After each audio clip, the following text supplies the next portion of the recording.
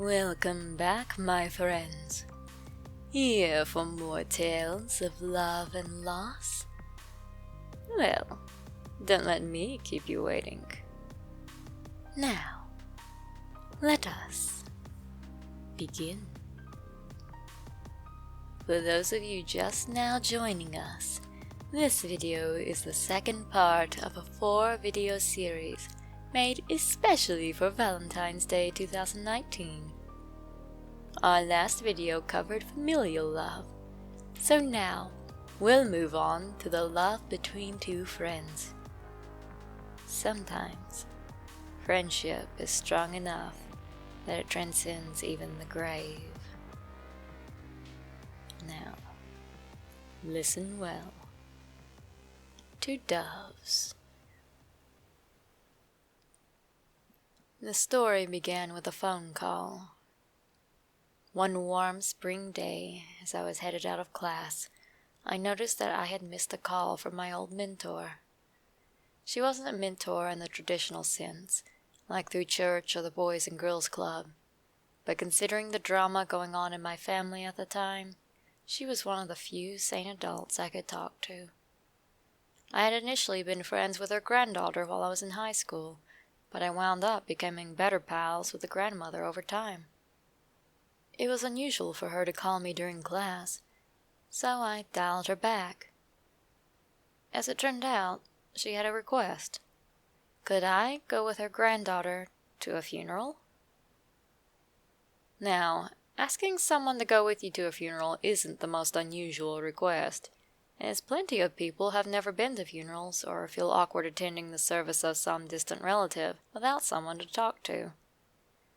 However, this wasn't the first funeral I had attended with Terry, nor was it even the first funeral of someone she had been close to.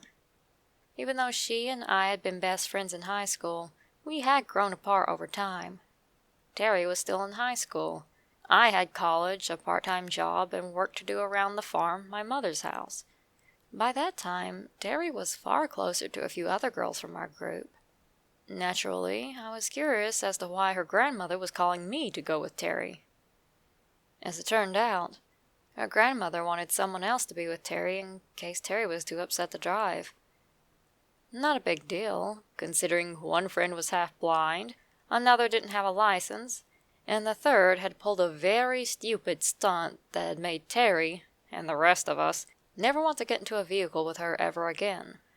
Of course, Terry wasn't the sort of person to get upset over funerals, so I knew this had to be something very bad. And it was. You see, Terry was in her last year of high school at the time, and she was fairly close to a young man in her grade. Peter, as we'll call him, was a very gentle soul, down to earth and seemingly a very happy boy. I had only had the pleasure of meeting him once, but even now I remember the tall boy in his blue flannel shirt, with a smile that lit up the whitewashed asylum-like walls of our high school. It was understandable that Terry would be upset from his untimely passing. However, it wasn't until after I accepted my mentor's request and went to speak with Terry's family that day that I learned just how tragic the situation was. You see, Terry's mother had some connections to the sheriff's department out town, and after a bit of finagling, she was able to find out what really happened. After all, that was her daughter's friend, and if he had met with foul play, she didn't want her daughter finding out while she was out town or at school. The story that initially had been going around was that Peter had been cleaning a gun he didn't realize was still loaded, and that the gun had discharged accidentally and killed him. The truth was more horrific. As it turned out, the young man and his parents had some bad blood going on at home, and Peter had been battling the repercussions of an unstable environment for a long time. That night, after a heated argument, he grabbed his father's hunting rifle, went out to the yard, sat down on a stump, and, well, I'm sure you can guess the rest. Of course, by the time the funeral rolled around, the whole town was talking about it. The funeral home was to the point of standing room only due to almost the entire high school turning out. The children who weren't distraught could only look on with grave faces.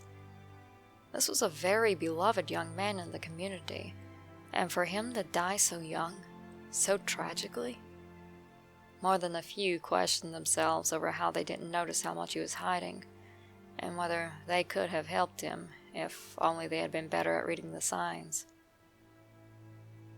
Yet, amidst all this grief, you still had to have one of the staples of an old Appalachian funeral: the gossipers.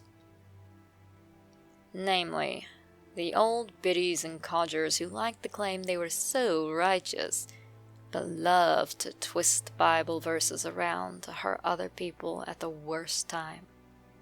And while I'm sure some of them might have meant well in their heads and were just repeating what they were taught, most people have the decency to keep their mouths shut during a funeral. So, of course, I got to hear the whispers of, "Since he killed himself, he's gone to hell." Yes, I find this as offensive as the rest of you listening. Regardless of how you interpret something from the Bible, there are things that just should not be said at a service. It's a funeral, not a circus. Naturally, this upset quite a few of the teens who overheard them. So, you had a bunch of sobbing girls shuffle out of pews back to their parents, a bunch of parents glaring at the geriatrics, and most of the boys, and a few rough-and-tumble girls, like yours truly, cracking their knuckles and getting ready to play a game of Chuck That Ulster. Unfortunately, even though most of the gossipers were hushed, and a couple of the more annoying ones who liked to hear themselves talk were escorted out of the building by the ushers, the damage had been done to my poor buddy Terry. After the funeral service was over, and we were headed out into the boonies where Peter's family's private cemetery was. This was the backwoods, folks. I've seen tombstones in yards before. I noticed Terry seemed to have a lot on her mind. Being from up north, she was usually able to write off a lot of the more judgmental talk from the natives. But what had been said at the funeral home really bothered her. Peter was such a nice kid, involved in his church, always willing to lend a hand or cheer someone up. How could someone like that be in hell? I told her she shouldn't listen to those old crones, that some of them just like to be jerks when people couldn't easily get away from their big mouths in a crowded place like that.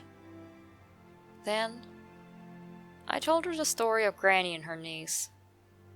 After I was done, Terry asked me, "Do you think his parents will see a sign that he's alright?" Can't see why not. Heck, as much as everybody loved the guy, there might be more people out there who will see something. Maybe even you will see something. Terry shot me a suspicious side-eye.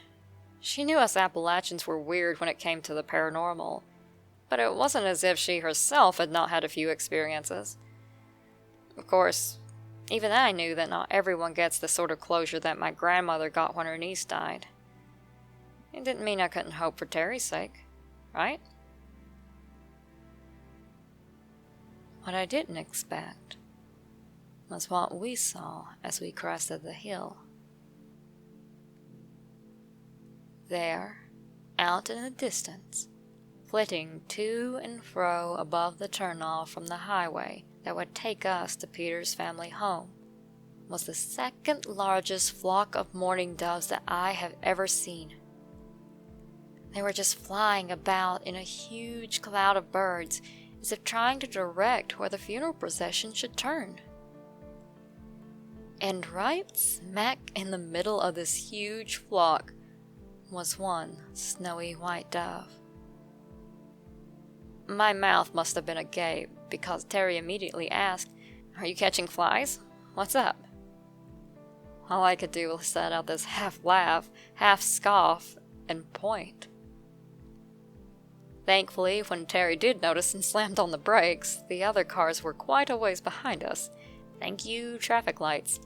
Otherwise, that might have been painful, losing a friend and getting into a wreck in the span of a week.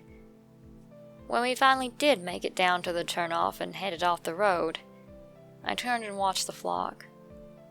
They continued swarming overhead, swaying in their big winged cloud, until we rounded a bend, and I could see them no longer. The rest of the gossip at the gravesite didn't bother Terry any. Instead, her lips bore the barest hint of a smile as we drove home.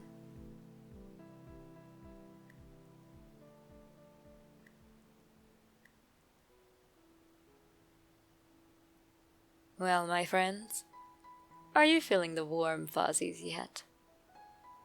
If you are not, then please, move along to the next video in this series. Be forewarned though, it is a bit of a tearjerker. Before you go, please do your lady narrator a solid and hit those like and subscribe buttons.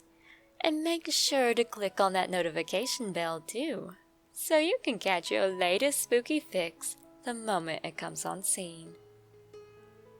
Now, let us move on to the third part of Phantasmal Puppy's Valentine's Day special.